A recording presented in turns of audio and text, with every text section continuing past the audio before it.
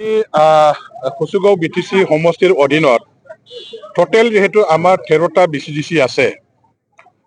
এই টোটেল বিচিডিচিৰ আমাৰ chairman member যিসকলক আমি নতুনকৈ মনোনীত কৰিছোঁ, যিসকলৰ ওপৰত আমি এতিয়া দায়িত্ব অৰ্পণ কৰিছোঁ, সমষ্টিখনৰ উন্নয়নৰ কাৰণে ভাৰত চৰকাৰৰ অসম চৰকাৰৰ যিখিনি পাণ আহিব আমাৰ গ্ৰাম উন্নয়নৰ বিভাগৰ পৰা, এই গোটেইবিলাক কামটো আহি থকা দিনবিলাকত সুচাৰুৰূপে ভালকৈ নিস্বাৰ্থভাৱে যাতে ৰাইজৰ হকে কাম কৰিব পাৰে, তেওঁলোকৰ হতুৱাই যাতে অঞ্চলৰ প্ৰকৃত উন্নয়ন ৰাইজে দেখিবলৈ যাতে পায়, ৰাইজৰ যিবিলাক সুযোগ সুবিধা অধিকাৰ ৰাইজে ভোগ কৰিবলৈ যাতে সহজ সৰল ৰাস্তা যাতে বা সুবিধাখিনি পায়, ইয়াৰে এটা আমাৰ নতুনকৈ মনোনীত হোৱা মেম্বাৰ চেয়াৰমেনসকলক আমি এটা কাম কৰিবৰ কাৰণে তেখেতসকলক এটা নীতিৰ পাঠ শিকাইছোঁ।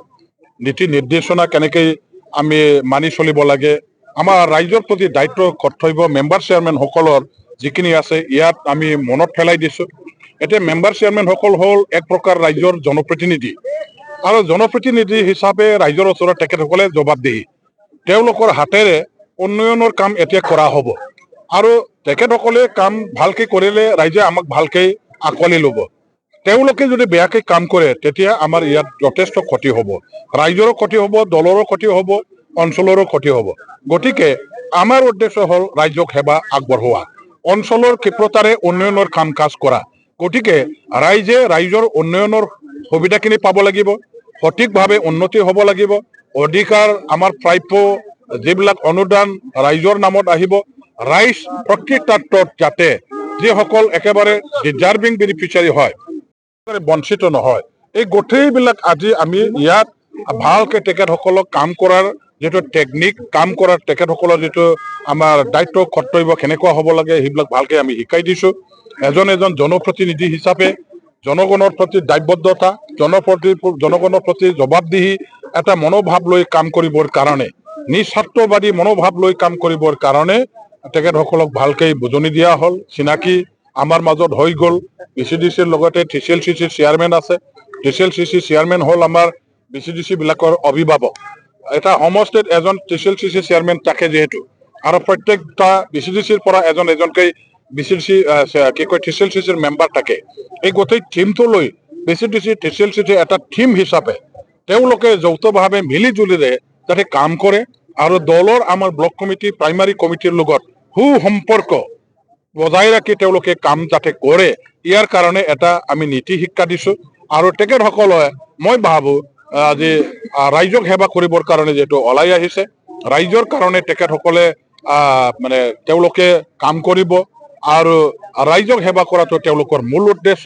অঞ্চলৰ উন্নয়নৰ লগত জড়িত হৈ কাম কৰিবৰ কাৰণে, সামগ্ৰিক বিকাশৰ কাৰণে কাম কৰিবৰ কাৰণে এটা উদ্যমেৰে তেওঁলোকে যিহেতু আগবাঢ়ি আহিছে, গতিকে মই তেখেতসকলৰ ওপৰত আস্থা বিশ্বাস ৰাখিছোঁ, আৰু তেওঁলোকৰ হতুৱাই আমাৰ অঞ্চলৰ মানে ৰাইজৰ চবৰ কাৰণে উপকৃত হ'ব, দলৰো উপকৃত হ'ব, মোৰো উপকৃত হ'ব, এইখিনি আশা আজি আমি ৰাখিছোঁ। গোটেইবিলাক দিশটো আমি ভালকৈ সাঙুৰি লৈ আলোচনা বিলোচনা কৰিম। আমি প্ৰতিটো দল সংগঠনসমূহৰ লগত কথা পাতিম, প্ৰতিটো গোটৰ লগত আমি কথা পাতিম, আৰু তেওঁলোকৰ বুদ্ধি পৰামৰ্শ উপদেশ মৰ্মে আমাৰ একটো আমি চূড়ান্ত ৰূপ দিয়াৰ কাৰণে ব্যৱস্থা কৰিম।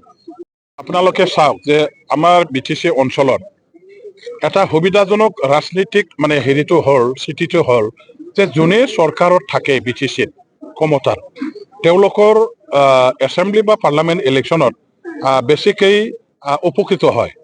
আমি এতিয়া 28টা MCLA জিকাই আনি পেলাই মজবুত এটা চৰকাৰ গঠন কৰিব পাৰিছোঁ, আৰু এই চৰকাৰত থাকি পেলাই ৰাইজৰ হকে যিহেতু কাম কৰিবৰ কাৰণে ইতিমধ্যে আৰম্ভ আমি কৰিছোঁ। ৰাইজৰ যথেষ্ট আশা, ৰাইজে যথেষ্ট আমাৰ ওপৰত নিৰ্ভৰ কৰিছে যে বিটিচি অঞ্চলৰ যোৱা 5টা বছৰত বঞ্চিত হৈ থকা ৰাইজ এইবাৰ BPFৰ নেতৃত্বত ভালেখিনি সুযোগ সুবিধা ভোগ কৰিবলৈ নিশ্চয় পাব, আৰু উন্নয়নো যথেষ্টখিনি মানে আগবাঢ়িব। গতিকে চৰকাৰ চলোৱা দলৰ লগত জড়িত হৈ পেলাই বিটিচি বাকী ৰাইজে আগন্তুক বিটিচি MLA ইলেকশ্যনত নিশ্চয় তেওঁলোকে কাম কৰিব, আৰু BPF দলৰ লগত জড়িত হৈ BPFৰ প্ৰাৰ্থীসকলক 15টা চিটত যদি আমি 15টাই খেলোঁ, 15টা চিটটো জিকাই দিবৰ কাৰণে ৰাইজে দলে বলে ওলাই আহি আমাৰ সমৰ্থন কৰিব, আমাৰ হৈ কাম কৰিব, ইয়াত একো আমাৰ সন্দেহ নাই। আমি BTC অঞ্চলৰ গোটেইকেইটা চিট দখল কৰি পেলাই অসমৰ যোনে চৰকাৰ বনাব আমাৰ NDAৰ নেতৃত্বত, সেই চৰকাৰৰ লগত থাকি পেলাই BTCৰ হকে, অসমৰ হকে কাম কৰিবৰ কাৰণে আমি ৰাজনৈতিক এটা সুযোগ সুবিধা আৰু ক্ষমতাটো ল'ব পাৰিম।